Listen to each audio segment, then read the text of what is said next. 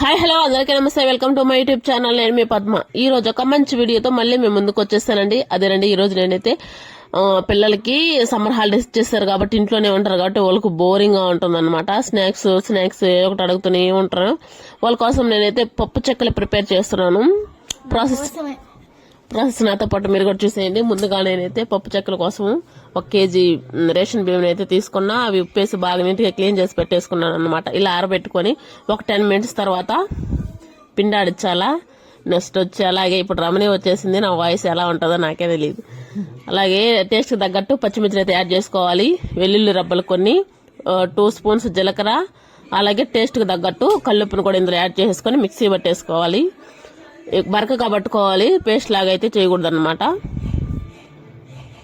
Next వచ్చి stove పైన ఒక ప్యాన్ పెట్టేసి అందులో 2 టేబుల్ స్పూన్ ఆయిల్ అయితే యాడ్ చేసుకొని మనం పేస్ట్ చేసుకున్న ఈ పచ్చిమిర్చిని అయితే ఇందులో లైట్గా ఫ్రై చేసుకోవాలి.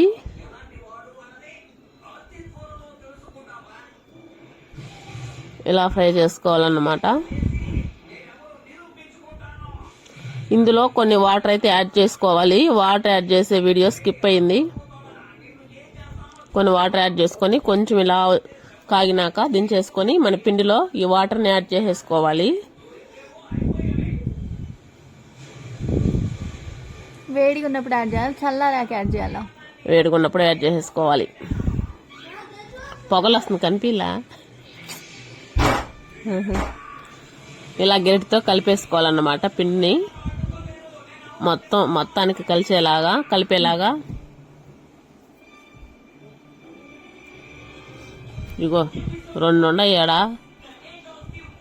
వంట పిచ్చి అన్నమాట ఇద్దరికి. వీళ్ళకి ఆల్మోస్ట్ టైం వచ్చి 2:30 అవుతుంది. మంచి ఎండ ఉబ్బన్నమాట. అయినా కూడా వదలటం లేదు వాళ్ళు.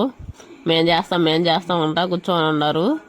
ఇంకా అలాగే ఆ పిండిలో కొంచెం కరివేపాకు తీసుకొని ఇలా సన్నగా ముక్కలుగా కట్ చేసుకొని యాడ్ చేసేసుకోవాలి పిండిలో. మా కెమెరామ్యాన్లు ఈరోజు వీడియో తీయటం అంత అద్భుతంగా తీశారనమాట. పిండి కలిపి ముద్దలు కూడా మీకు చూపించలేదు, డైరెక్ట్ పప్పు చెక్కలు కాడికి వెళ్ళిపోయింది రమని.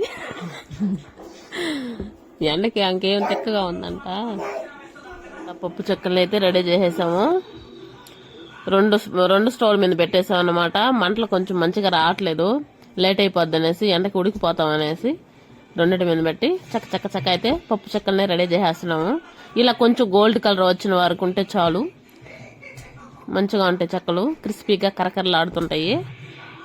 నేనైతే మా పిల్లలకి హాలిడేస్కి పప్పు చెక్కలు అండ్ గవ్వలు చేశాను. గవ్వల వీడియో నెక్స్ట్ వీడియో అప్లోడ్ చేస్తాను. ఇప్పుడైతే మన పప్పు చెక్కలు మంచిగా రెడీ అయిపోయినాయి క్రిస్పీగా. చూడండి ఎంత బాగున్నాయో.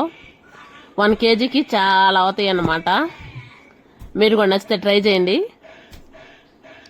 Okay friends, bye.